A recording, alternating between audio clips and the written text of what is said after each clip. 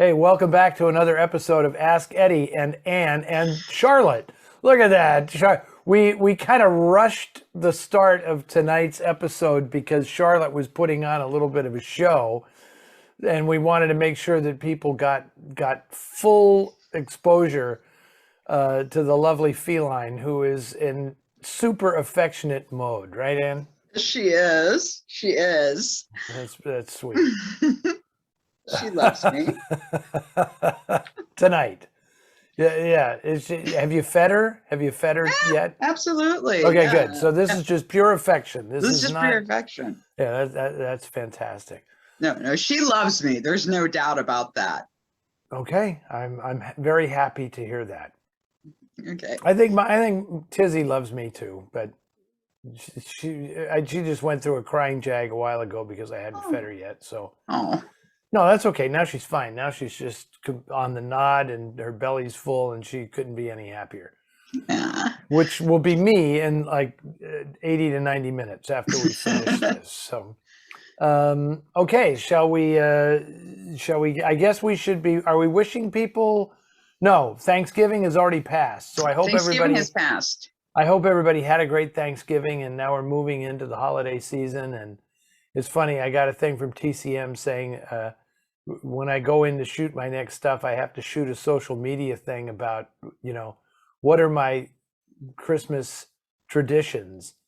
And I had to really think long and hard about that since I don't really do a whole heck of a lot for Christmas. I don't even have a tree, so I don't want to be like the holiday party pooper or anything, but we'll figure out what I'm gonna say because I got to act reasonably enthusiastic about the holidays. So anyway.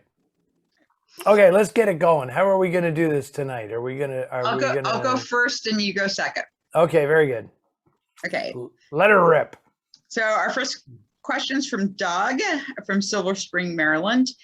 When I sent you my list of reasons I read on Facebook why some noirs aren't noirs, I forgot to mention the goofiest one of them all, which is it isn't noir if the film was produced by Warner Brothers.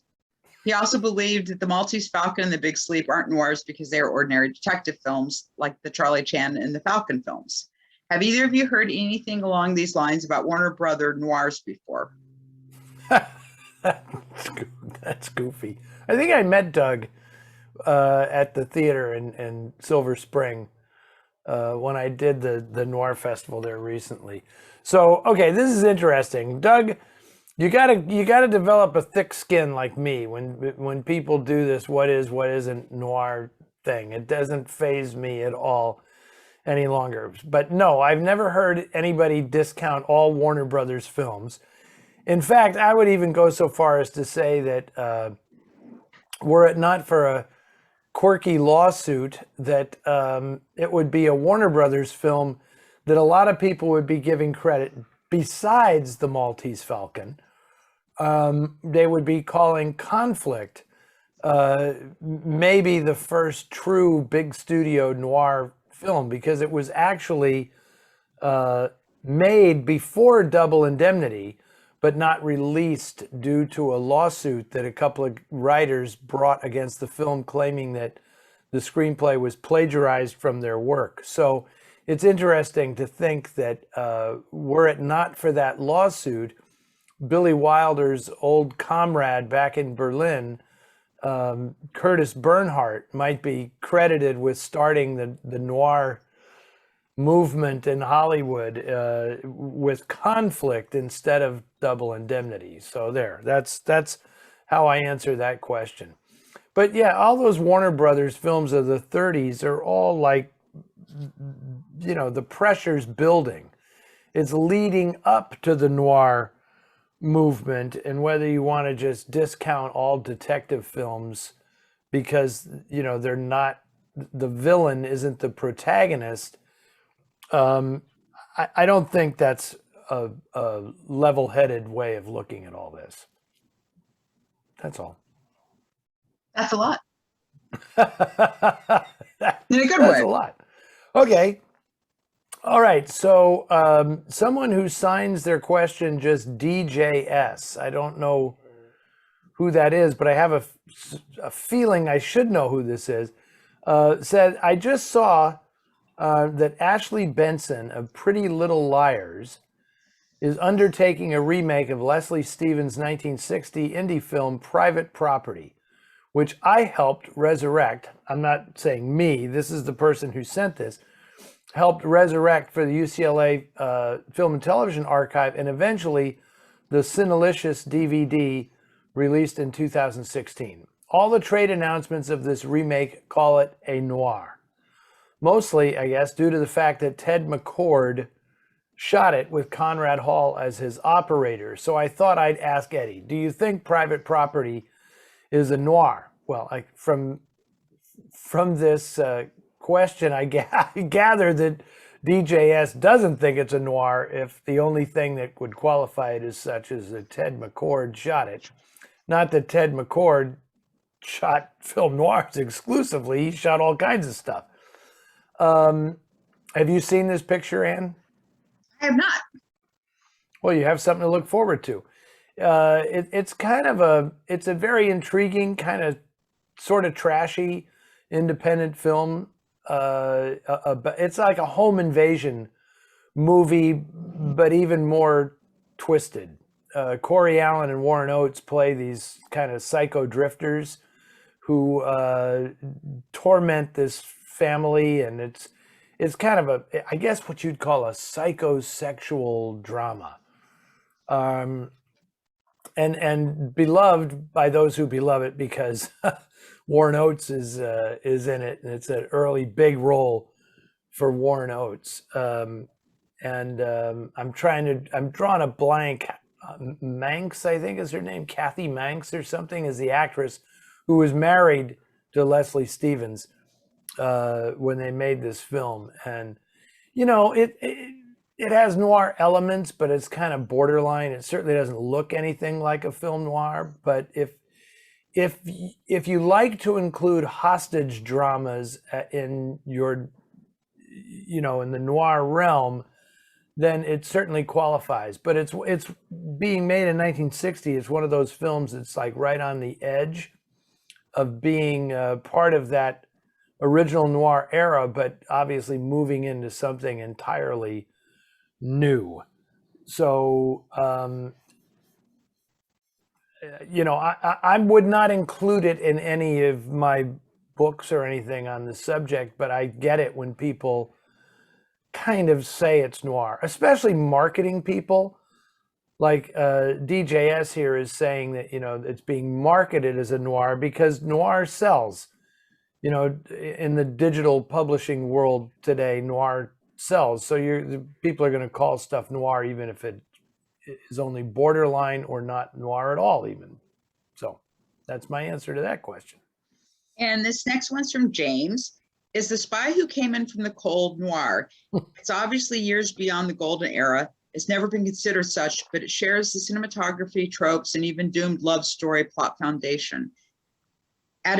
Boozing, aging, Burton, and I'm still not sure what would disqualify it from being categorized as noir. Uh-oh, I have a sneaking suspicion we're going to be getting a lot of these tonight. Yeah. Is it noir or isn't it noir? Those 60s spy movies are kind of a thing unto themselves to me, because that was like a separate movement in literature and in film that had less to do with the original noir movement and more to do with the advancement of the Cold War and all that kind of stuff. So while a lot of the ideas, they share a lot of similarities with a lot of noir stories, but there's something else to me, and I've always kind of felt that way. I look at stuff, spy things, Graham Greene spy stuff, Eric Ambler spy stuff from the 40s, and because they were done during the height of the noir movement, they feel much more noir to me than spy stories that came afterwards in the 60s and later. So I'm not a big, I'm not going to go out of my way to claim that The Spy Who Came In from the Cold or stuff like that, or The Macintosh Man or things like that. They don't feel, they feel adjacent to noir, but they're their own thing. Okay, That was James, I guess, asked that that was question. James. Okay. Patrick says, I'm wondering what your thoughts are on Roman Polanski's The Ninth Gate. It takes an interesting twist on the classic detective character. It does indeed, turning them into a rare book authenticator with supernatural elements. Just wondering what your thoughts are on the film if you've seen it. And what are some of your favorite films that take an inventive approach to the detective genre? Patrick asks. Okay. Have you seen this one, Anne?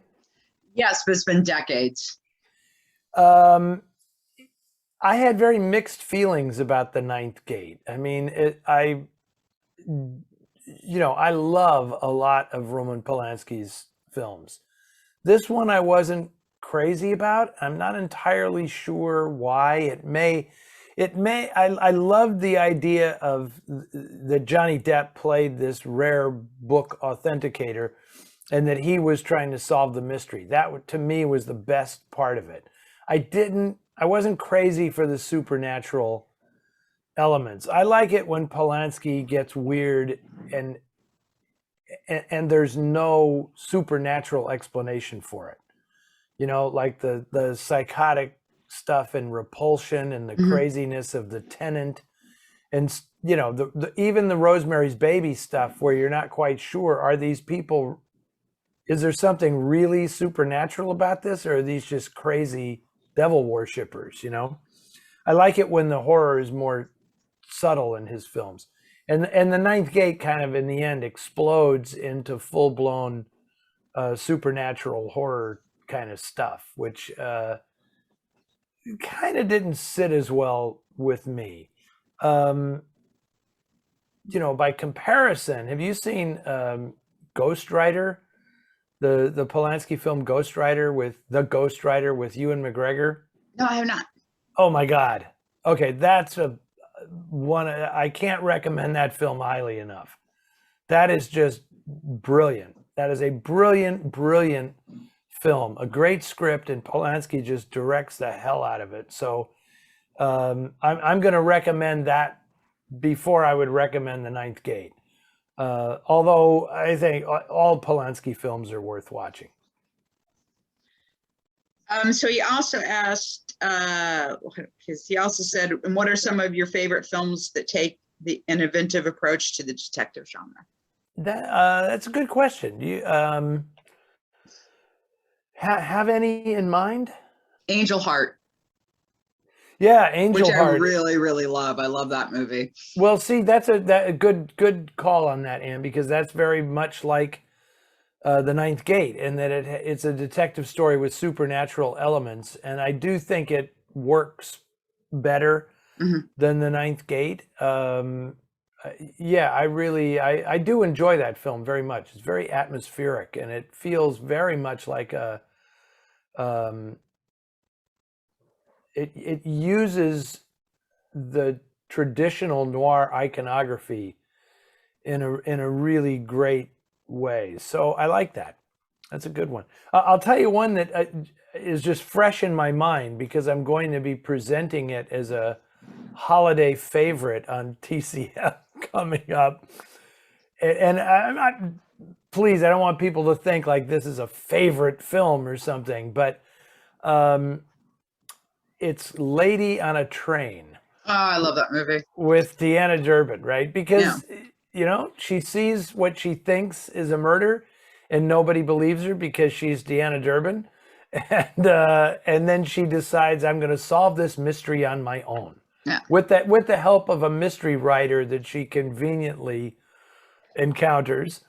But that's such a fun movie because it combines that D.o.a. Durbin vibe, that kind of spunky, cheery D.o.a. Durbin vibe with some surprisingly dark noir elements. And of course, there's a featured role for Tanturier. Yes. Which I love, because when he's in the restaurant, he orders a martini with a black olive because he's in mourning.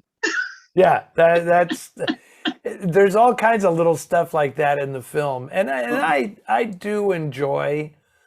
I enjoy Deanna Durbin.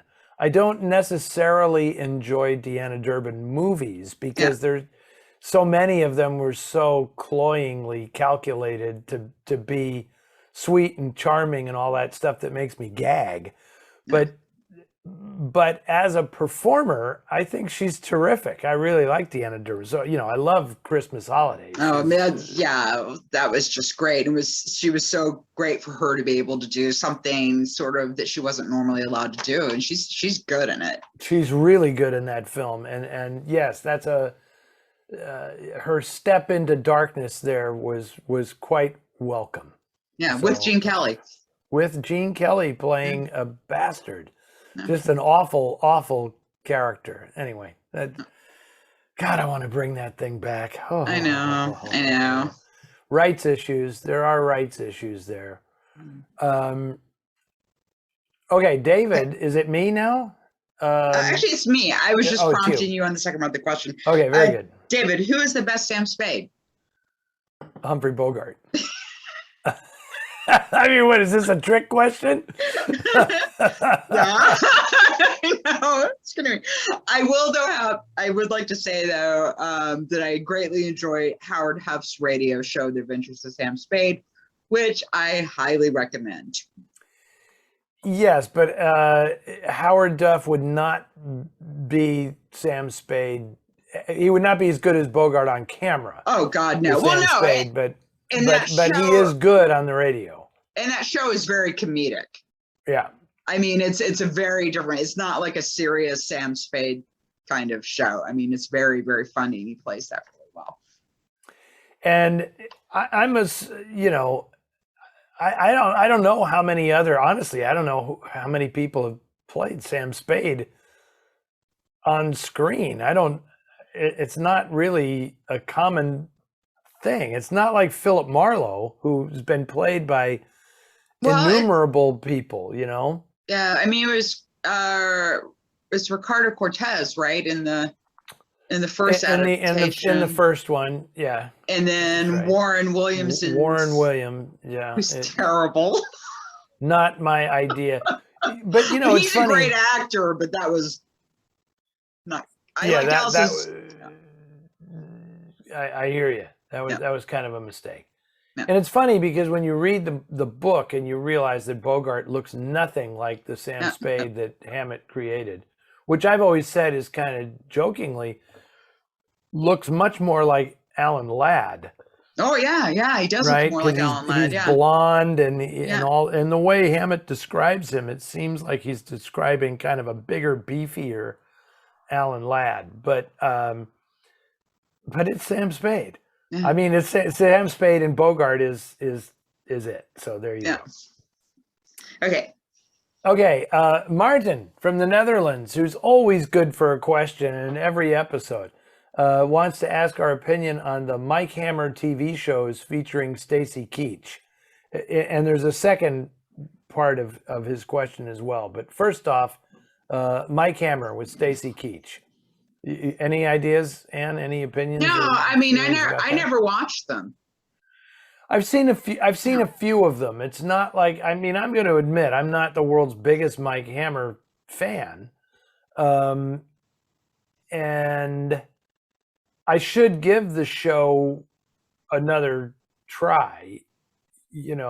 I confess that when I encountered that show, I thought that they were doing kind of pastiche. That they were trying a little too hard, and none of it seemed completely natural. I have no problem whatsoever with Stacy Keach, who I think is a great and underrated actor, but I wasn't hugely keen on the episodes that I saw. But I'm going to admit I haven't actually watched enough of it to give an opinion, which is why I've never really talked about it before this moment, because I just don't, I haven't seen enough to judge. But Martin also asked, and what about Fat City? It's a fantastic film. It's one of my favorite John Huston films. I very much enjoyed seeing it at TCM with you interviewing Stacy Keach. See, I remembered you. And I mean, that was great. It was just great to see that. But I just, that film to me is just incredible on showing the kind of the chaos of two alcoholics living together. So there's that, which is done very well. I don't know if anybody's ever played that part better than Susan Tyrrell. She's amazing in that, and she really captures that just never knowing what the hell's going to happen next feeling, and that back and forth between infection, being affectionate and being angry, and she's a incredibly talented actress. I just wish that she had been used more, because she's been incredible in everything that I've seen her in. That is one of the best performances I think I've ever seen in a movie. And it's people think it's easy to play like a loopy alcoholic in a film, and it really isn't, because you can veer so quickly into just cartoonishness. Mm-hmm. And she is that's the best performance of an alcoholic I think I've ever seen in a movie. She is phenomenal. And as Stacy Keach and Jeff Bridges are tremendous, and in the whole supporting cast. I love that movie, and I love the book. The book is a touchstone in my life. A very, very important piece of work for me, and I'm so happy that I met and became very good friends with the author, Leonard Gardner, who lives here in the Bay Area, and we see each other every so often. And both the book and the movie are sensational. And I love the fact that John Huston let Leonard write the screenplay to his own novel, which doesn't happen very often. But Huston appreciated great writing, I think, more than any other director. And unlike some directors who tried to downplay the contribution of the writer and even hide it, Huston in this case was like, "Oh hell, Leonard, just write it yourself," and it's a great film.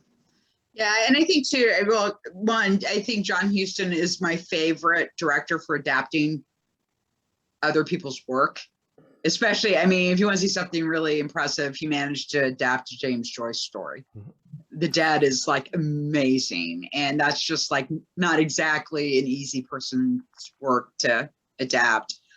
And also, just in terms of Stacy Keach, I just would like to take if people haven't seen it, The Killer Inside Me, the version that he's in, he's incredible.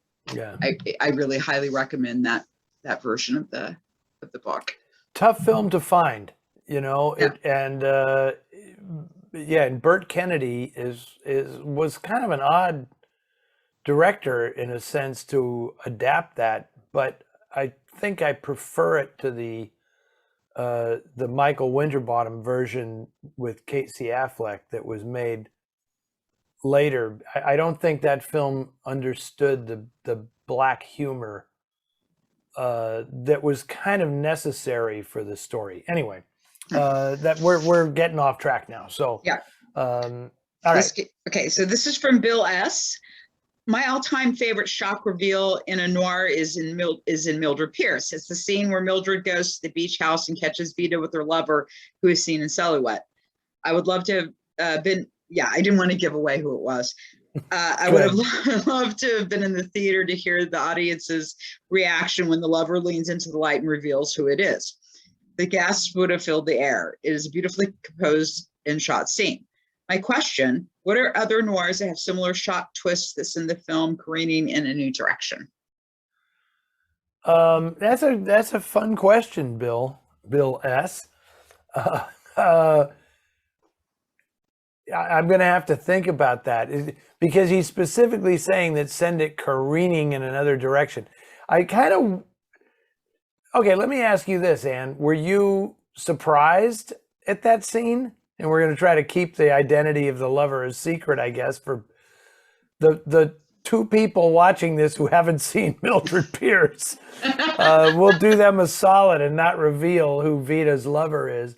But were you shocked by that? Or did you think that it was filmed that way more because they wanted you to sense Mildred's shock? I think the audience kind of anticipated it a little bit. Yeah. So I think that it was shot from Mildred's perspective. So you got her reaction. I mean, honestly, I had actually read the book before I ever saw the movie. Okay. So I was not so it's hard for me to say that, but I felt like, yeah, I don't know. I think you're right. I mean, I think it was supposed to be more seeing it through how she experienced it. Which is beautiful because that's the magic of cinema, right? I mean, it's revealed to the audience as this in exactly the way it's revealed to the central character, and you share, her shock. But in terms of reveals, I wish I could think of one.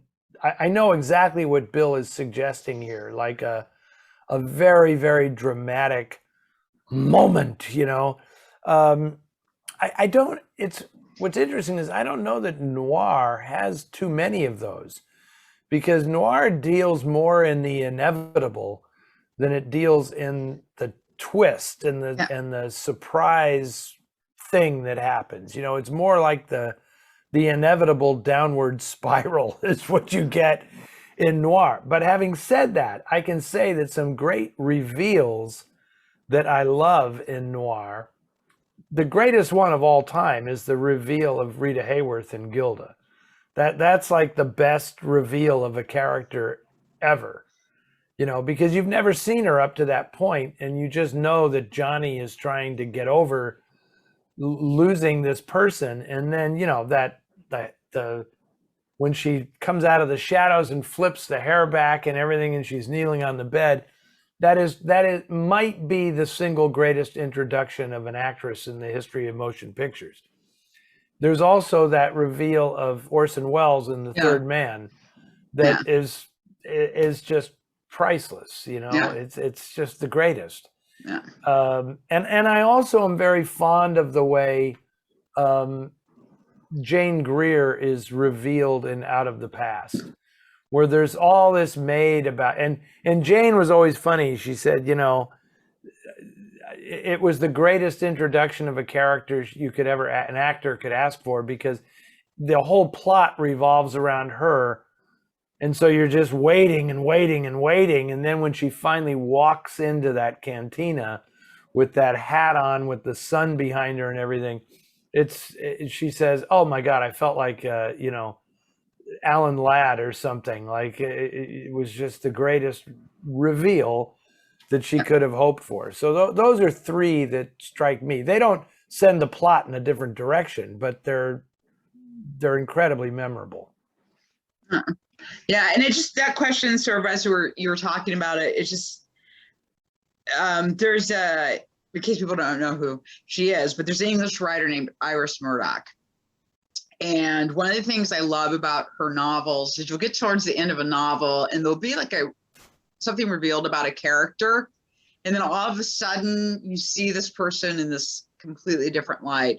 My favorite instance of that is in A Severed Head, where you just find out something about this guy's wife has left him for her therapist. And the therapist is one of those like, "Oh, we should talk these things out." And is always like really like, kind of like almost not controlling, but trying to get everyone to talk about their feelings and stuff like that. And then you find out this really, really screwed up thing about him. And you're like, are you kidding me? And then it just shifts your entire perception of the whole character in the novel. You should read A Severed Head. That's what I'm saying. Okay. Thank you. Thank you for that recommendation. I know recently we were talking about Dorothy Hughes' The Expendable Man. Oh, yeah, and, that's a great Great reveal. reveal that like turns the whole plot in a different, well, it doesn't turn the plot in a different direction. It just messes with your perception of what's going on, because it immediately cuts to the heart of your ingrained biases, Yeah. right? And like you think you're watching one story, and she knows that and plays on it. And then when it's revealed who this character really is, it's like, oh, wow, I was following a different kind of story, and it's beautifully done. Anyway, okay, Robert from Tiburon, California. Oh, there you go, right up in the North Bay there. I love character actors that pop up often in noir films. Tell us what you know about J.C. Flippin. I know he was once a radio announcer for the New York Yankees, and that he was the best man at Nick Ray's 1948 wedding to Gloria Graham, which was not a well-planned affair, mind you. One of his last movies was Cat Ballou, and he was in pain during filming and afterwards had a leg amputated. Well, Robert, what more can I tell you? It seems like you know all the high points of the J.C. Flippin story. But it's nice to have this call out for J.C. Flippin, because he is he's terrific, and one of those actors who is obviously as comfortable and probably is known as much known for westerns as he is for noir films, probably more so. I think he probably made more westerns in his career than noir movies. But I don't honestly know that much more about him, other than he's, I mean, his two great noir roles are T-Dub in They Live by Night, and I can't believe I'm spacing on his name, in The Killing, where he is Marvin Unger. Meanwhile, across town, Marvin Unger, which is a fantastic performance. I love him in The Killing, because his relationship with Sterling Hayden, that's one of those things where it's like clearly, Yeah. oh boy. He's great in that, by the way. I'll throw in my 2 cents. That's a great performance. This is one of the things that I always think about when I think of the movie. Yeah, exactly. And that scene he has with Hayden, where he tries to talk him out of going with Colleen Gray. Yeah. And like, if we get this money, we can travel the world and we can do all this stuff. It's heartbreaking. It really is kind of heartbreaking, because in the way Hayden looks at him, and he gets it. Hayden gets it totally, but it's just like, hey, Marv, really? You really thought that's where I was going? No. And it's an amazing scene. And then when he shows up drunk at the racetrack, Yeah. that's another incredibly, that's what I love about crime films, is that they don't delve deeply into these things.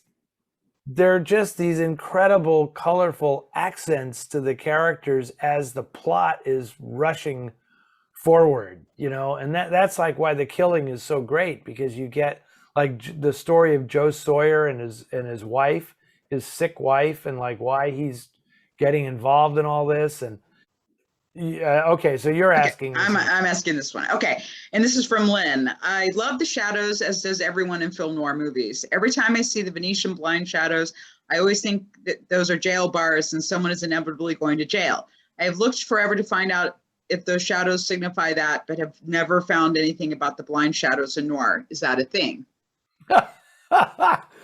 Is that a thing? Wow, Lynn. Yes, that's a thing.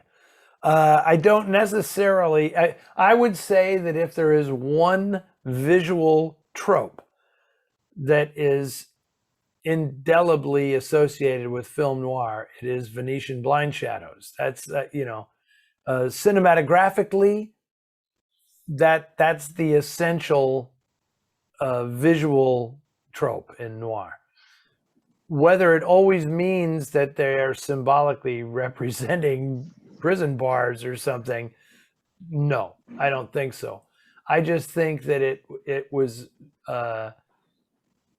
This is kind of what fascinates me about the whole thing. I'm sure there were directors who used that early on in a very, very symbolic way, and then it just caught on as a cool looking thing. Mhm. I mean, it's just like anything else in the world. There are people who do it intentionally, and then there are people who pick up on it because it looks cool, and then they just do it without having any reason for doing it. It's just like, we're going to do this. Plus, I know where B films are concerned, like, okay, so like in Double Indemnity, when Billy Wilder and John Seitz do the Venetian blind thing in Double Indemnity, they are 100% aware of what they're doing, to the point where it's actually referenced in the voiceover narration. I mean, Fred McMurray actually talks about the shadows in the narration. But when people were making B movies, there was so little production value, so little design, that cinematographers would just use what's called a scrim to throw shadows on the wall to break up, to make an interesting visual when there was nothing else there. There was nothing else to look at. It's just you're either going to get a bare wall, or you're going to get these stripes on the wall to make it more visually dynamic. And I really believe that between those two things, that's why it's so prevalent in film noir. Excuse me. I think it's you. Oh, okay. You're doing the question okay, for Martin. Martin says, I was just watching, and this is not the same Martin from the Netherlands, because this Martin spells his name differently. Okay. I was just watching Odds Against Tomorrow, thumbs up on that, and was stunned by how brilliant the tracking shot through the pulled open Venetian blinds was. And you have again edited these questions so that there's a flow here. Yes. The DP, Joseph Brun, appears in the credits of no other noirs or any notable movies. Ooh, I beg to differ. But this shot and another similar one shortly after were remarkable. Do you have any particular favorite shots from noir? Wow, that was a leap. And was this shot director Robert Wise taking over, or was it Joseph C. Brun? You know the shot he's talking about, right? It's when they're casing out the bank, and then and either Ryan or Ed Begley pulls open the Venetian blinds, and the camera sort of tracks forward and goes right through the blinds to show the bank across the street. It is a brilliant shot. And, Joseph Brun was a cinematographer who worked exclusively in New York. And that is why Robert Wise hired him to shoot this film. It's because he understood New York City and upstate New York completely, and he just felt at home there. And I've read where Wise was saying, he wanted to try some interesting techniques in the film, like infrared cinematography, which you can see in a number of the shots, especially when they're waiting around to rob the bank. There's a lot of infrared photography there. But I just think that that's such a New York movie. It feels like winter in New York. And that is why Joseph Brun was hired to shoot the movie, is because he knew exactly what that meant and how to get it on camera. And he raved about working with Robert Wise. Joseph Brun said that Robert Wise was an absolute genius of a filmmaker. And, whoever's idea the shot was, that doesn't matter. In filmmaking, you just don't take credit for single things in the film. That's just not the way it works, you know. I mean, I think because the way it does work is that a director feels more inventive when they're working with a director of photography who's game, you know, who knows what they're doing and is up for a challenge. And so it inspires them to think of a shot that they might not otherwise go for. And that works both ways. You know, a cinematographer working with a creative director will suggest something that he wouldn't otherwise suggest, you know. And the other film that I'm aware of that Joseph Brun shot is a trashy, grimy, disgusting little film called Who Killed Teddy Bear, which again is a new. Have you seen that?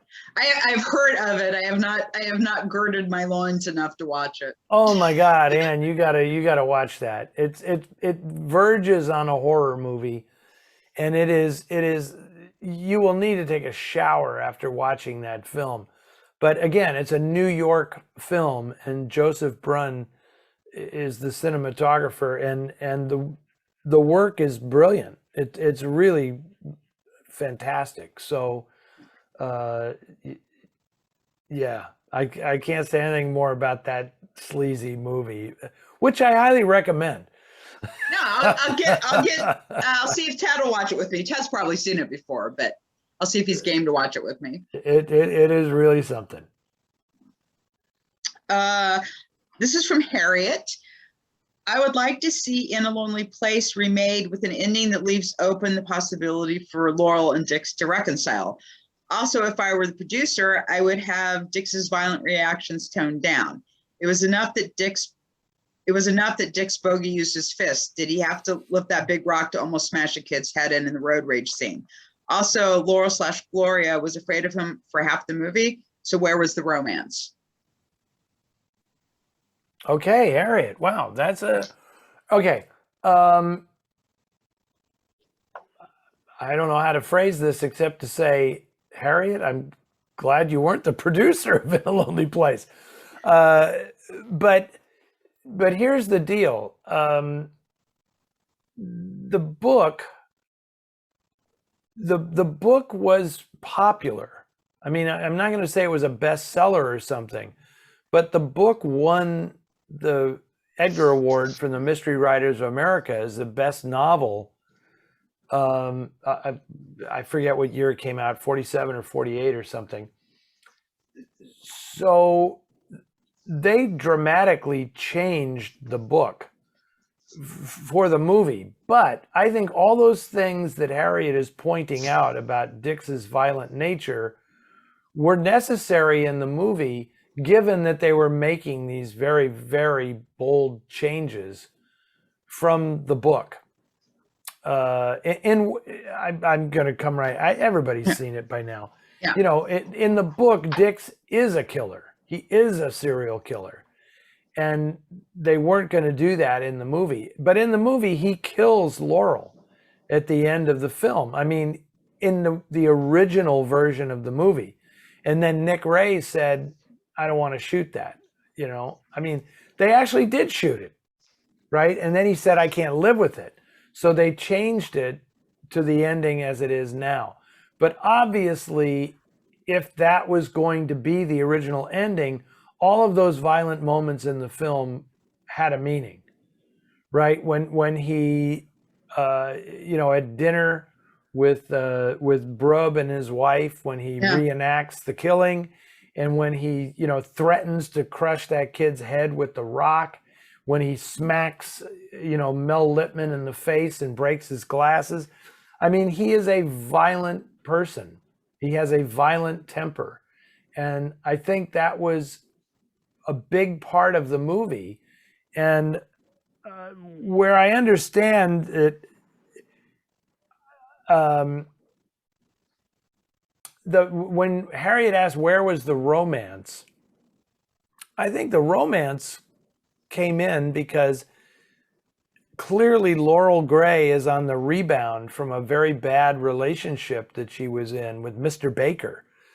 And she was very attracted to this incredibly smart, cynical, bright, creative guy. And when she realizes that she's the one who has rekindled his spirit and got him back to work, that's a form of romance. I mean, there's a real romance happening there. And he obviously loves her because of that. But they are two totally different people, and we realize that they cannot live together. And it's not going to work. And Well,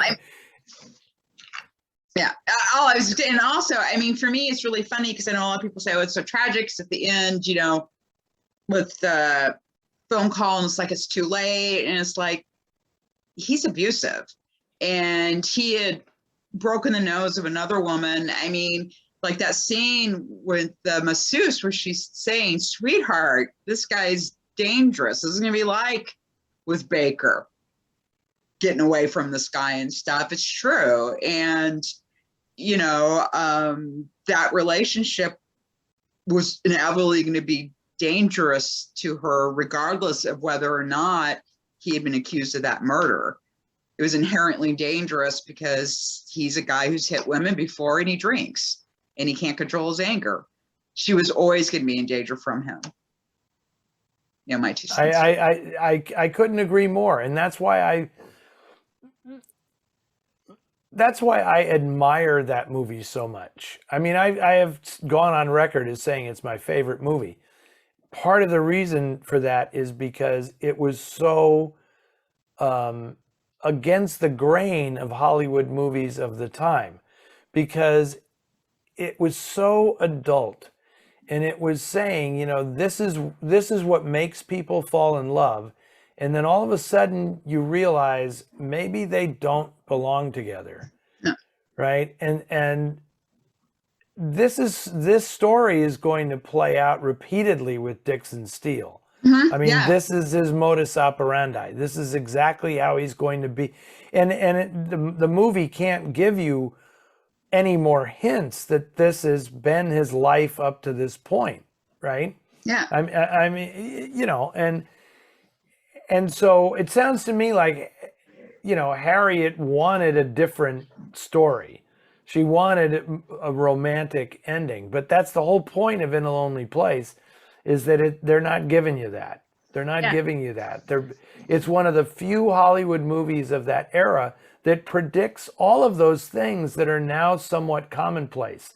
You know, the domestic violence stuff, the pass that artists get, you know, for being violent and abusive because they're creatives, right? I mean, and you know, that was Nick Ray's own story. That's his personal story. Yeah. Right? I mean, he was not an easy guy to live with. Neither was Humphrey Bogart. I mean, God loved that Lauren Bacall could handle that. Yeah. You know, but he was not an easy guy to live with. And that's why I think that movie is genius. Yeah, and I think also with Laurel's characters, there's also the side of her with this mention of this other guy. She picks unhealthy relationships. You know, it's not just him. She's on the other side of that this is like probably even a worse pick than her first one was, you know, and that's part of, she's in that dynamic too, which is much more realistic than just one or the other.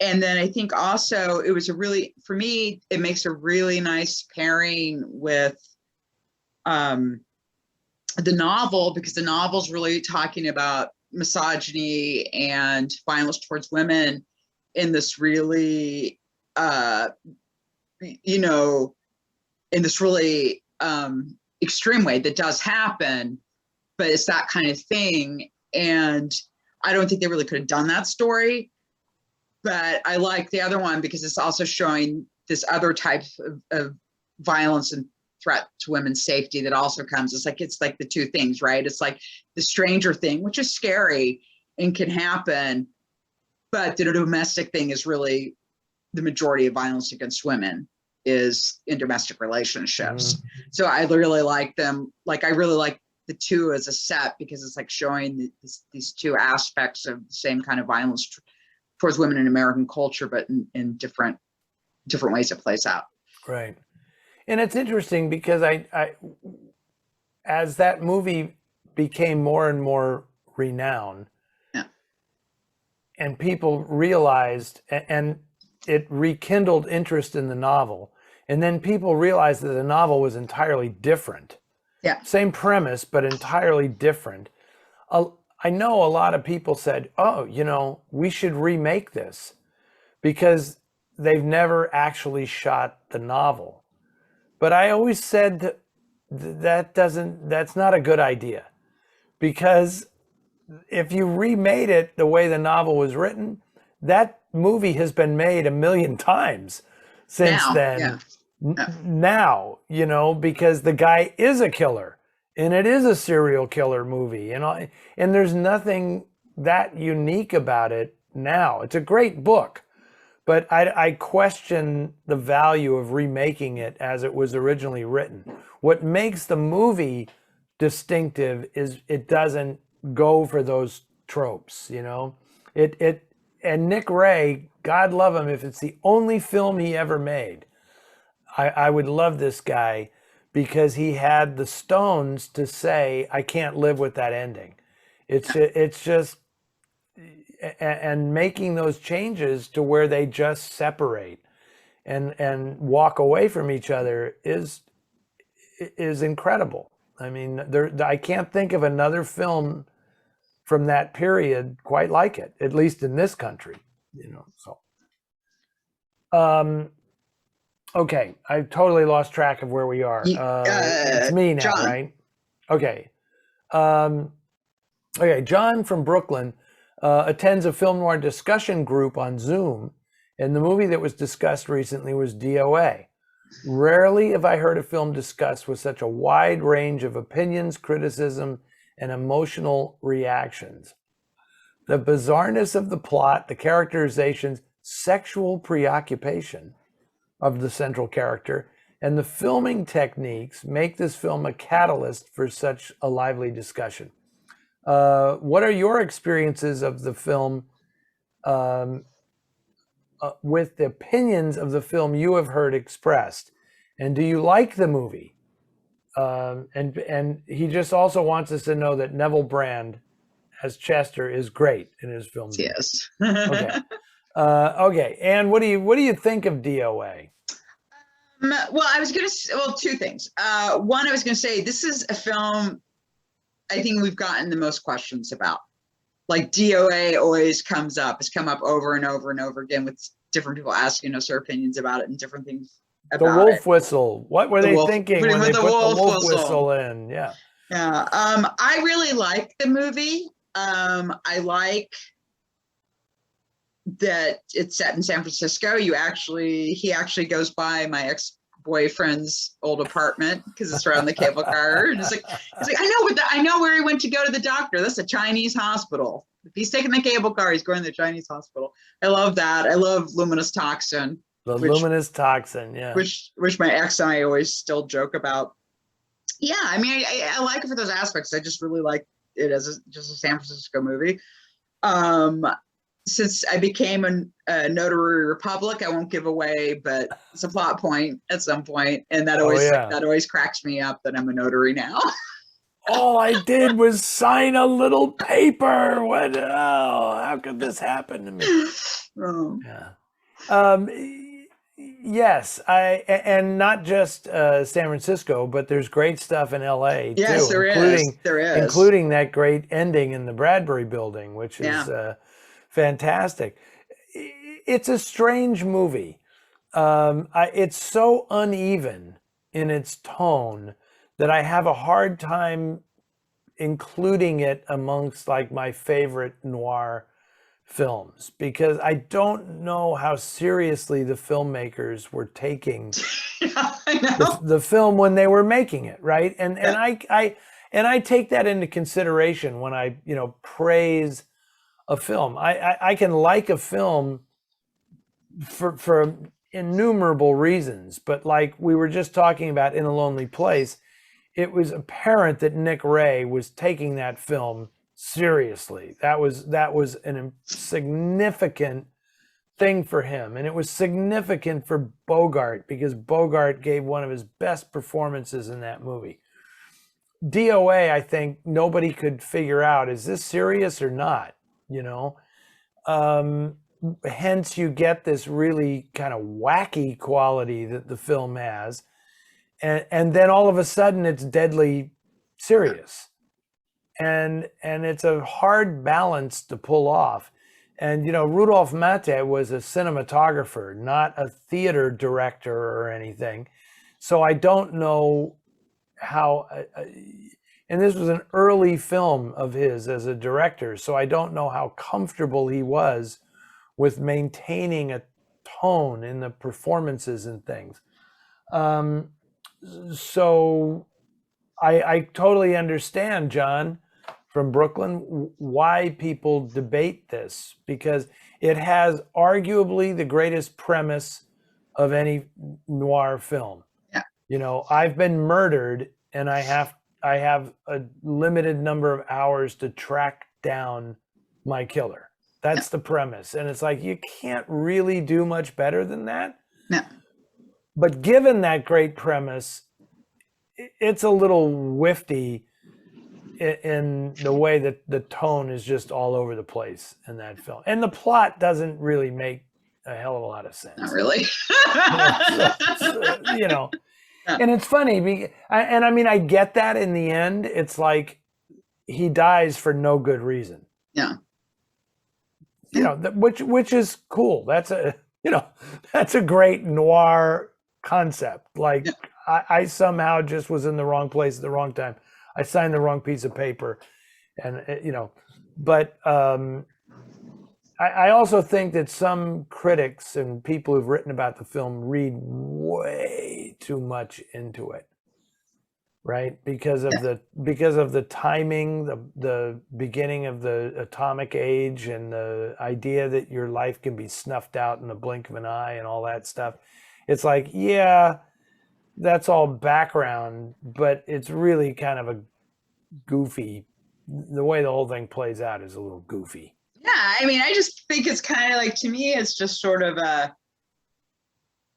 it's slightly delirious. There's a slightly delirious quality to it that I really like, you know. But yeah, I mean, you know, it's not the Maltese Falcon. That's a really, I really appreciate that, Ann. That's a great word to describe that film. It's delirious, and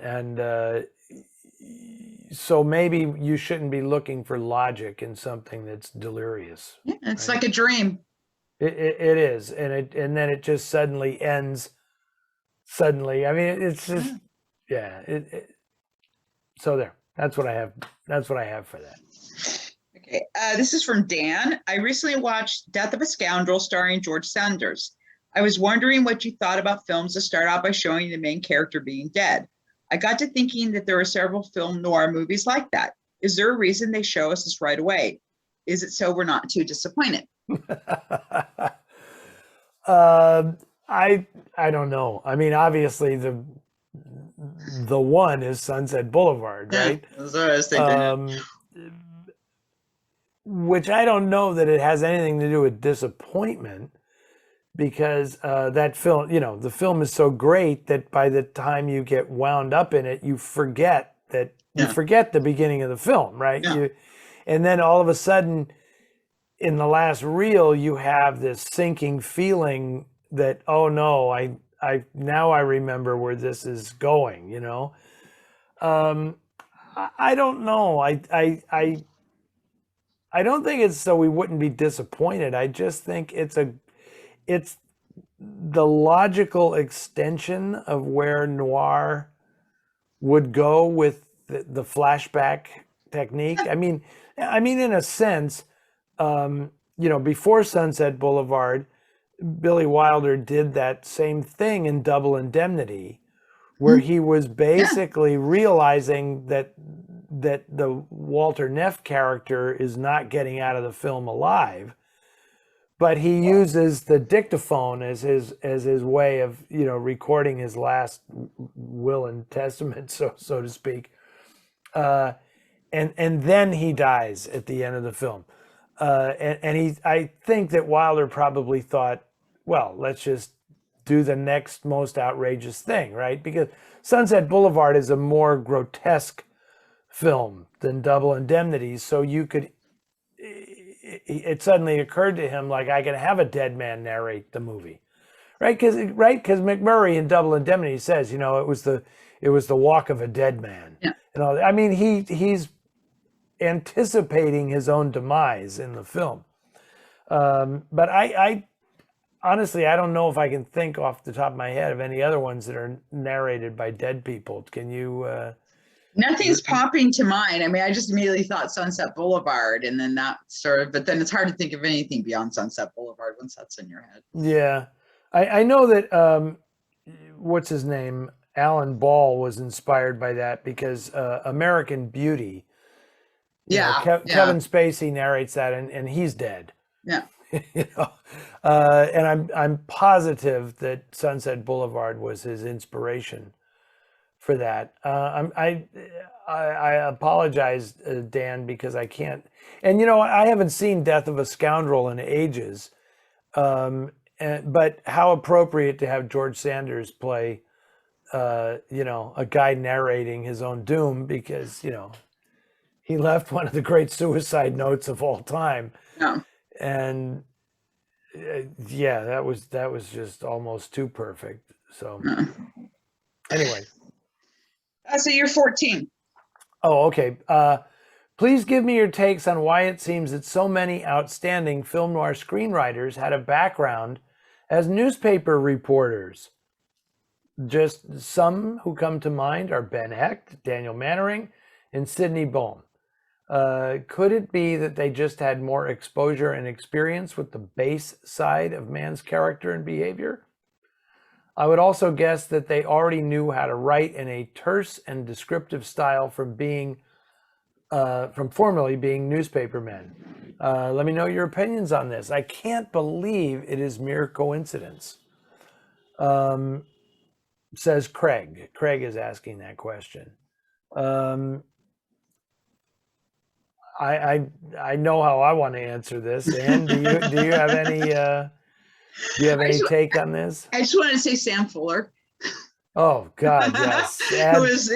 Throw in Sam Fuller and throw in Herman Mankiewicz and Gene Fowler and all kinds of people. But the reality of this, honestly, is there were no screenwriters. Back when these people started writing for movies, there really weren't screenwriters. Everyone who wrote a movie came from some other discipline. They were short story writers, novelists, playwrights, and newspaper reporters. And newspaper reporters, I hate to go full on practical on you here, Craig, but newspaper reporters did not have the artistic inclination that playwrights and novelists had. They knew how to tell a story. And newspaper writers made great screenwriters because people who read a newspaper were always one eye blink away from putting the paper down and going and doing something else. Yeah. So when you wrote for the newspaper, you had to know how to hold somebody, right? I mean, that turn, continued on page 6. You had to be compelling in the first 5 paragraphs to get them to turn to page 6, whereas if you go to a play, you've paid for the ticket and you're sitting in the audience and you're not going anywhere. Even if the play stinks, you're going to watch it till the end. Newspaper writers knew we have to hold their attention, right? And so that I absolutely believe that that's why they were great screenwriters. They knew how to convey the information quickly and efficiently and paint the picture like right now. And so that's the answer to that question. Honestly, I don't think there's another one. Yeah, well, and I think also, I mean, I think kind of also makes me think too is this also being able to write on a deadline and produce, and that's something like, when you look at these different like famous sort of pulp writers and noir writers, Woolrich kept turning it out, and he could just do it. And I think that that's something that with screenwriting, especially under the studio system, you really needed. You didn't need someone to take 6 months to write a screenplay. Absolutely. Or, well, I so appreciate that you said Sam Fuller there, because I don't think there's a better example of that than Sam Fuller, who not only did he know how to be punchy and like start fast, hook them, pull them through the story, he also knew what made a good story. Mm-hmm. Right? Because he had been in editorial meetings where they would say, okay, what's going on the front page? This story is hot. We want an exclusive. We want an expose. We want something that the other papers in town don't have. And so from the very beginning, Sam Fuller, was attuned to that. It's like, everything he did was like an expose of this or that. Here's a hot story that nobody else has. And then he knew how to get right in there and get to it. He didn't waste time. He had no artistic pretensions at all. It was just like smack, smack, smack, here we go. We're off to the races. So I love that. And then it's weird, because I think later on you start seeing writers who become screenwriters because they've studied other screenwriters. Yeah. But these people had nobody else to study. Yeah. Right? I mean, Yeah. they did it. They made it up themselves.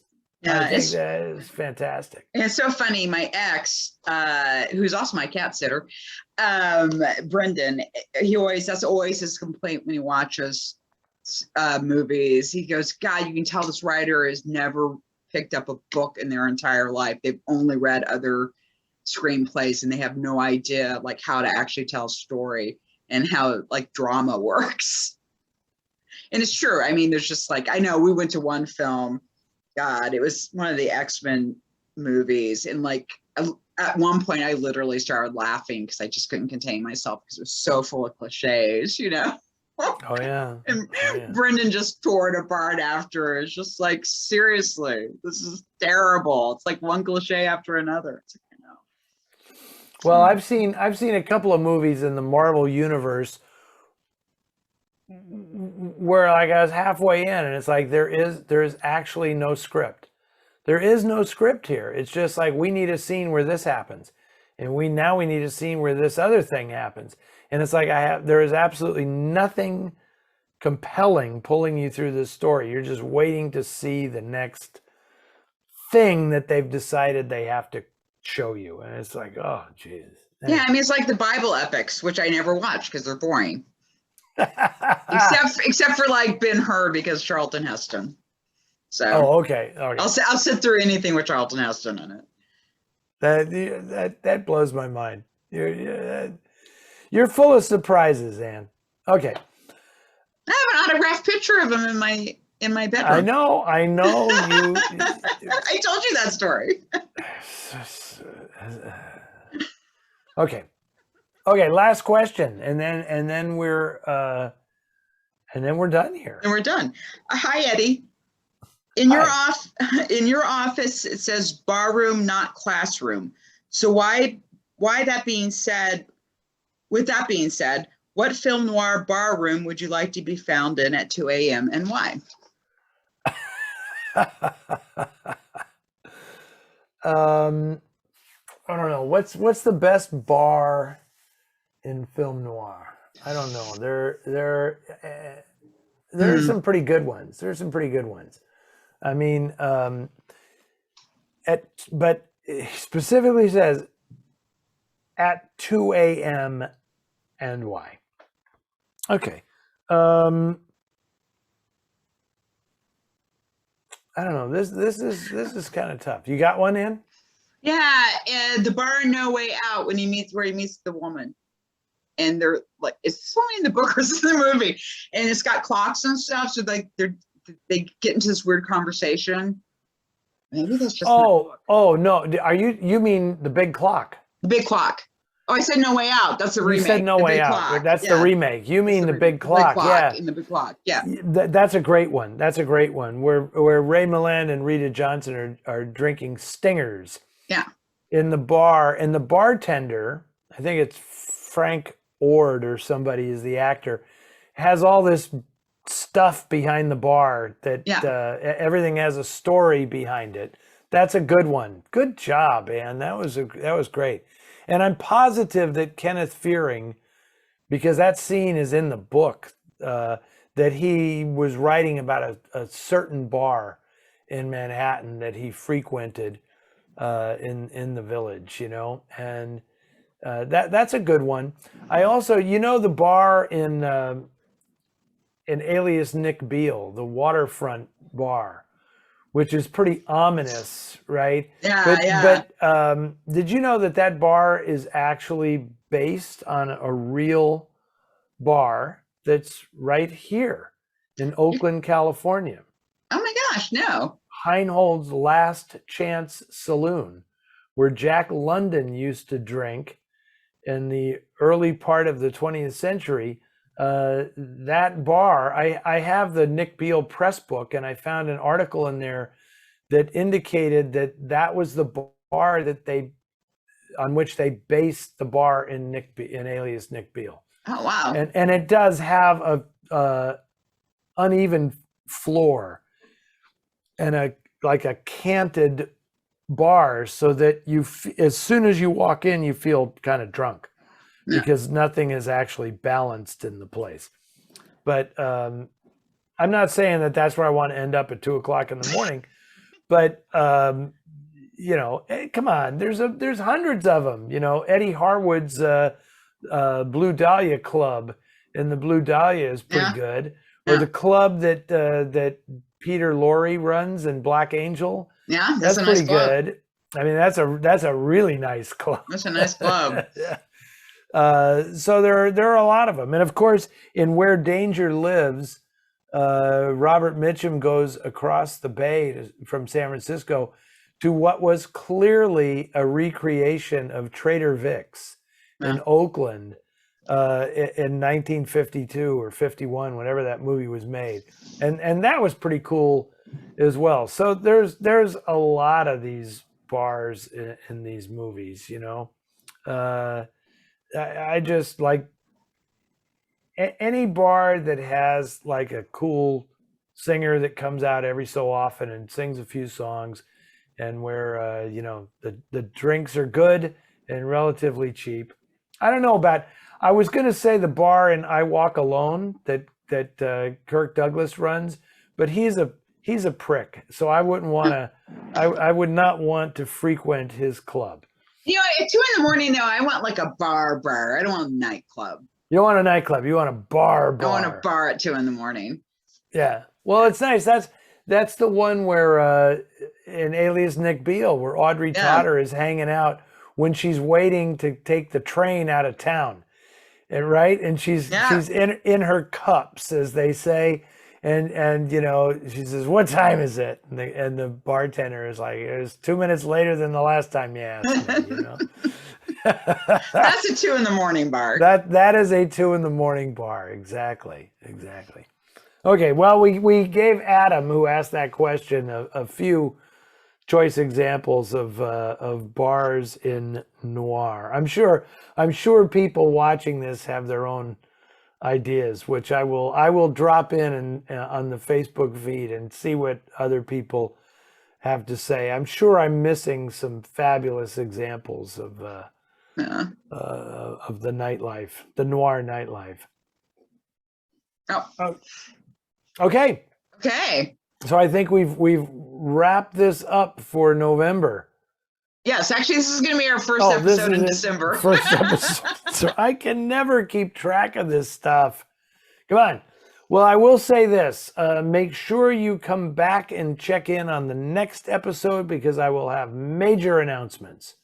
I Yay! will have major announcements the next time. I can't quite say anything yet because paperwork has yet to be signed, but some good things are in the offing, and I'll be able to announce them. I'm damn near certain the Okay, next time we convene. that's awesome. Something I'm very excited. I can't wait. Very, It- very, very excited. Me too. Me too. Okay, Anne, Charlotte, Emily, all of you and your felines. Good to hang out with you for a while, and I thank everybody again for tuning in. Yeah. And keep the questions coming. Yes, thank you. And another great set of questions. So thank you very much. It was terrific. Okay, so welcome to December, everybody, and we'll see you again soon.